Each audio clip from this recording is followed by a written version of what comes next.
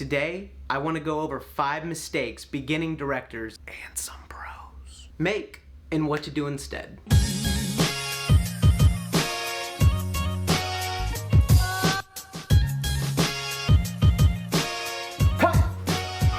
Did you get it? Yeah. Woo! Before we get into this video, I'd like to mention that we are going to be uploading new content every week for you guys, so subscribe for more directing how-tos, filmmaking tips and tricks, and other really cool stuff.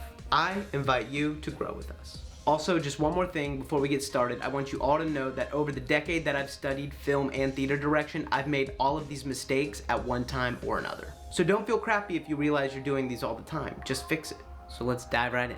Mistake number 1.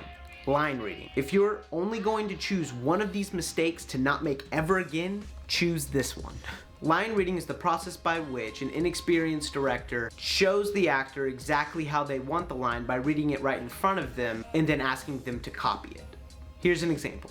Go for it. You are the weakest link. Goodbye. No. Say it like, you are the weakest link. Goodbye. The first issue with this is that it is so incredibly offensive to an actor.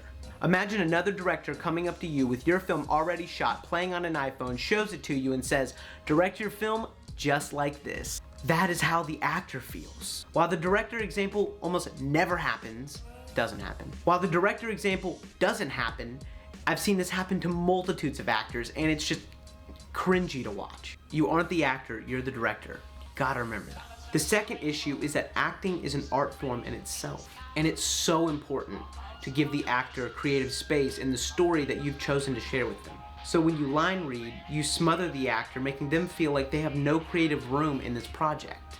Trust me when I say, a talented actor can bring so much more to a story than you realize. This is because a story draws on personal experiences, and the actor can bring a whole life of different personal experiences to his or her performance, which makes you look good. The third issue with line reading is if you're line reading, you're not directing. Directing performance will never call for you to tell the actor exactly what you want by performing it in front of them.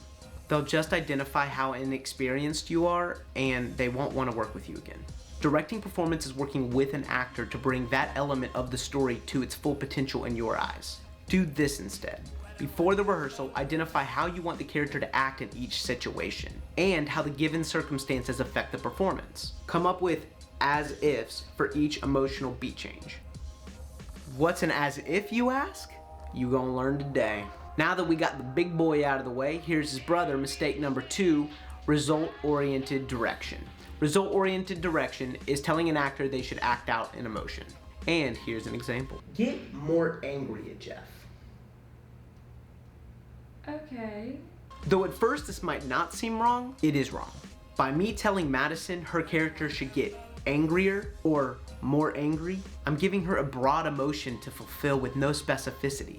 Here's what to do instead, and feel free to get creative. Enjoy this example of an as-if. Do it as if Jeff just slapped your sister and he's about to do it again. Oh, okay. I gotcha. Now, what have we just done? We've skipped the plain salt and added a bunch of seasoning to the mix. Now them shrimp are gonna taste real good. Anger is implied. Jeff slapped your loved one.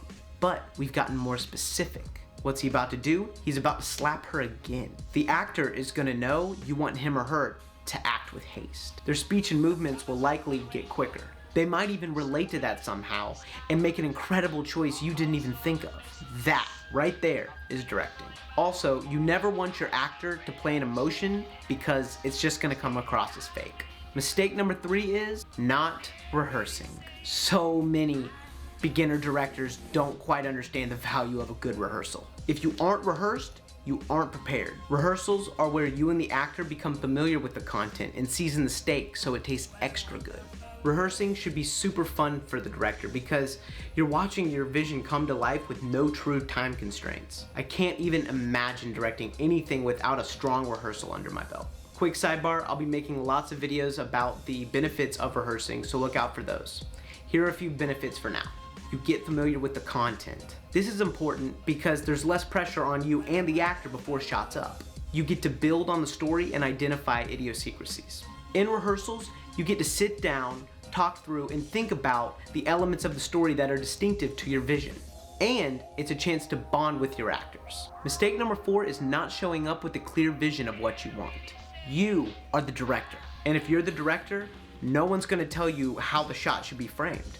No one's gonna tell you how the performances should be developed. This means it is up to you to show up to set and rehearsals with a clear vision of what you want and how you plan on communicating it to the cast and crew.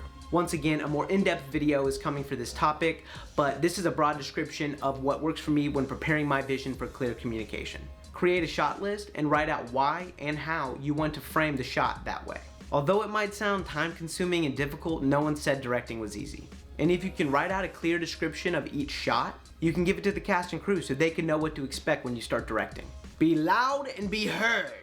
Once you have all your details laid out, make sure no one is confused on set and use your voice to ensure that. That doesn't mean constantly scream. Rather, just make sure the next step is heard and understood. Don't be wishy-washy.